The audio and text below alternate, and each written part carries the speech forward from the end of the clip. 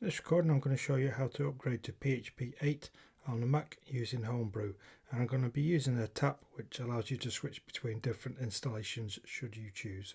The tap comes courtesy of Shivam Mathur. The address is on the screen for the repo, and I'll also leave it in the comments down below. It will be useful for you to visit because it means you'll be able to copy and paste a lot of the commands that I'm going to use. If you don't already have Homebrew installed, there's also instructions on how to do that. The first thing we need to do before we try and fetch any formulas is to run brew update, which will update Homebrew and also any formulas. As you can see, I'm getting an error. You might not get this error, but I'm going to deal with most errors and warnings by doing what I'm being prompted to do in the terminal. So I think that problem's resolved. I'll run brew update again. So it's telling me that curl's out of date, so I'm going to brew upgrade curl. Again, you possibly won't have this error, but I'm just going to follow the prompts.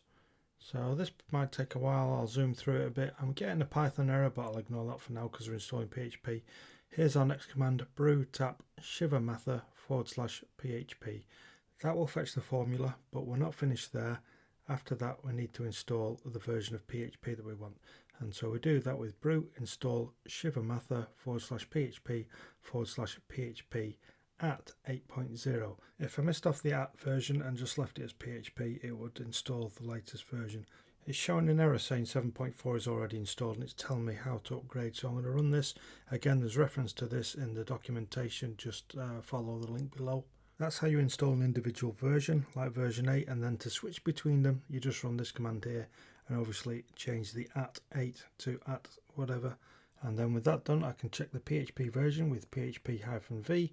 I can find the location of my ini file with php-ini, and for one last check, I'll run the PHP built-in serve with php-S, localhost, any port number, and it's saying PHP 8.0.1 development server. So all fairly painless, and I hope it's helped you out. If you'd like to see more of my content, all you need to do is subscribe and click the little notification icon. I release new material 2 times a week, and details of my schedule can be found on the discussion tab of my YouTube channel homepage.